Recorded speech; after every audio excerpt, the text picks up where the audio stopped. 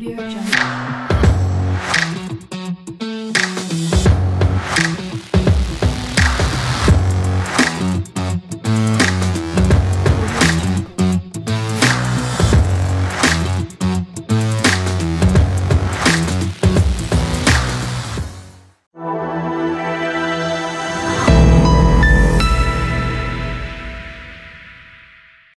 Actually, আমি Greek philosopher প্লেটোর একটা coat দিয়ে আমি শুরু করতে চাচ্ছি যে necessity is the mother of invention.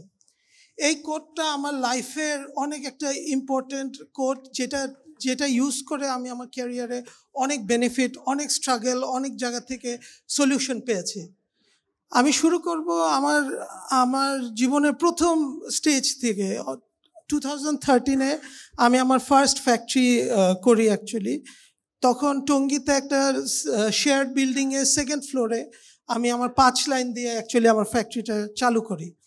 ওই সময় আমি 2023 হলো অলরেডি আমাদের টেক্সটাইল সেক্টরটা ম্যাচিওর। এখানে অনেক ফ্যাক্টরি ছিল যাদের কাছে ফুল কম্পোজিট ছিল, বেটার ফ্যাসিলিটিস ছিল, বেটার লাইন্স ছিল, বেটার টেকনোলজি ছিল আমার থেকে।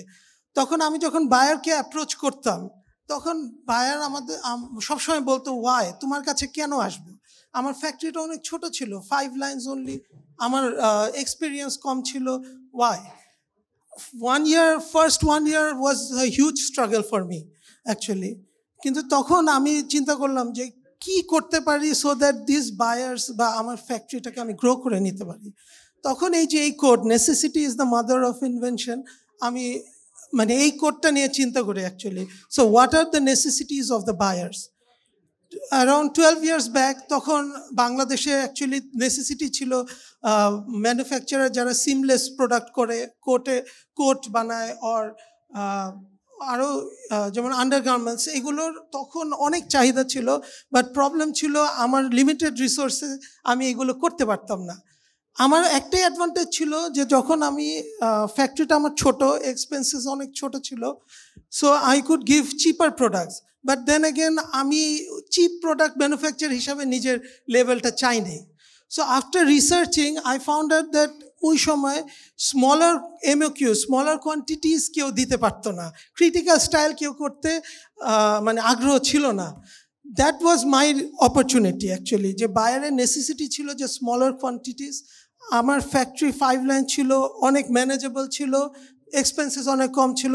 So I started giving the buyers as small quantities as 50 pieces per design, and whatever critical style tara dito ami nitam. So slowly after working for 1 year এই বায়ারগুলো তখন চিন্তা করতে যে অন্য কোথাও তো আমি স্মলার কোয়ান্টিটিস আর ডিফিকাল্ট স্টাইলস দিতে পারি না। সো এইখানে আমাকে এই জিনিসটার জন্য তারা অনেক বেশি ইউটিলাইজ করছে। So after 1 year I became their necessity, I became their need, because others কোনো ফ্যাক্টরিতে ছিল না। সো তারা তাদের নিডের জন্যই যখন আমি বলেছি যে in order to sustain, in order to grow, you need to give something more to me. So এই যে আমি তাদের নেসেসিটির একটা সলিউশন হতে পারছি, this was the biggest stepping stone for me, যেটা দিয়ে আমি অ্যাকচুয়ালি আমার ফ্যাক্টরিটা গ্রো করেছি।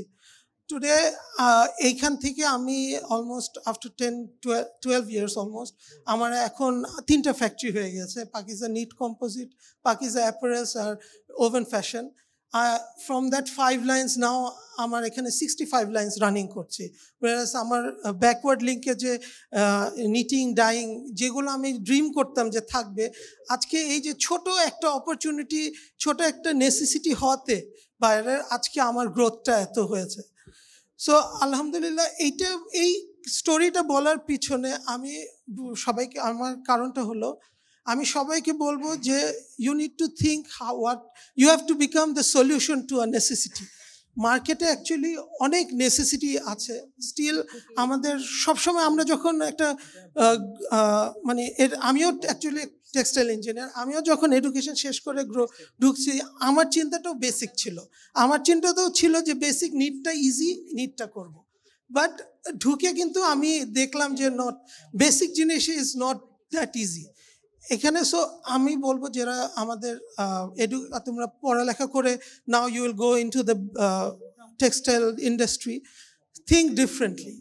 Instead of going for merchandising, production, try to go for something different.